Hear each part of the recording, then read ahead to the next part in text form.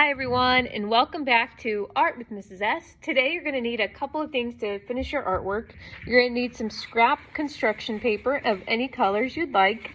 You need a bigger piece of construction paper to glue those to, a stick glue or any kind of glue you have at home, something to draw with, and then a pair of scissors are going to be very helpful.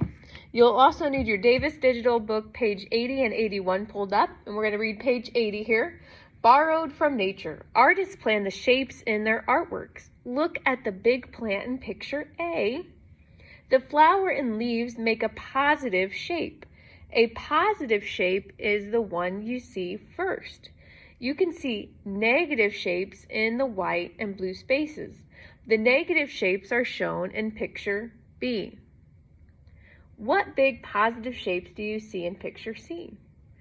So look at those big shapes. It looks like a pear maybe, and then like a bee or a wasp or some sort of insect. Those big bold shapes, just like that lime green you see there in image C on page 81. So where do you see negative shapes? So maybe those are the white spaces in there, or maybe the wings or the parts on the bottom. Really, it's kind of up to your view of what you see of the negative space. We're going to actually create a paper collage today, and it says Studio Time, Natural Things. You can plan shapes in a collage. Think about simple shapes in nature. Cut out some simple shapes from paper and glue your shapes to a background paper. So I have my background and then my papers here that I'm going to create some simple shapes. And the picture they show you is really nice. There's ones of just like a curvy line kind of hanging out. I kind of like that pear shape they did. So I can do that kind of fruit shape. And I'll show you how to cut these out and glue them down. I also like these spirals that they did. I'm going to show you how to do a spiral. You kind of do like you're making a circle and then go inward. And the last one here that I'm going to show you, this one I'm just going to cut out a couple different shapes, so like a rectangle. If you do these on the side, it makes it a lot easier. A triangle, and then even a semicircle. But you feel free to do whatever shapes and lines that you would like to do. Once you have your shapes drawn, remember, keep them simple and big and like natural things. I'm going to cut these out. Remember to always cut out and away from yourself, so you might have to turn your paper.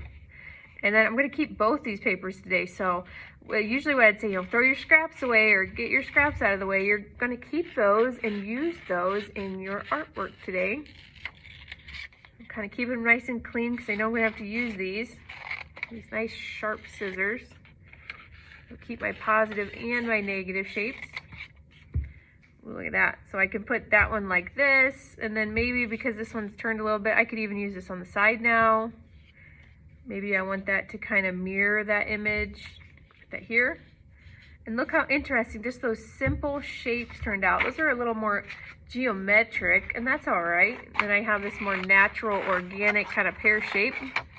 Still going to keep my scraps together best I can. I drew on the edge, so when I cut this off, I don't have to cut that side. And then both pieces are kept together. Cutting out and away. I don't have a bunch of little pieces. They're all in one piece when we're done.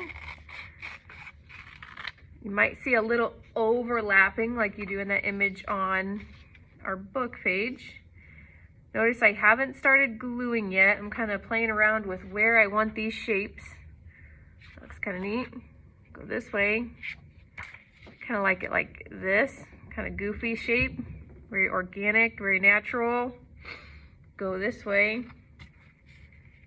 can have it kind of go off my page a little bit. Go that way. I'll just leave it here for now. So kind of toy around with that, play around, use your informed judgment. Figure out what style you want to do. To cut these curvies, I always cut it out kind of like I'm making a circle. And I don't really have a lot of space for that big piece, so I'm going to cut that one off. And then I follow that swirly whirl in, just turning, gradually moving inward on my paper. And I could leave that like that, but because I want to see some of that negative space, I'm going to flip this back over. I'm going to cut right along that edge. Again, you cut out whatever shapes you would like to use. so that there's this gap in here, and we're going to cut that out here. I'll show you what that looks like. Ooh, so I can have a spiral there. I may even have something kind of goofy overlapping here too. There you go. When you're all done, I'm not going to waste your time, I'd glue these piece by piece. So organize it how you want it, arrange it, and then glue. And each one of these pieces I would flip over and stick.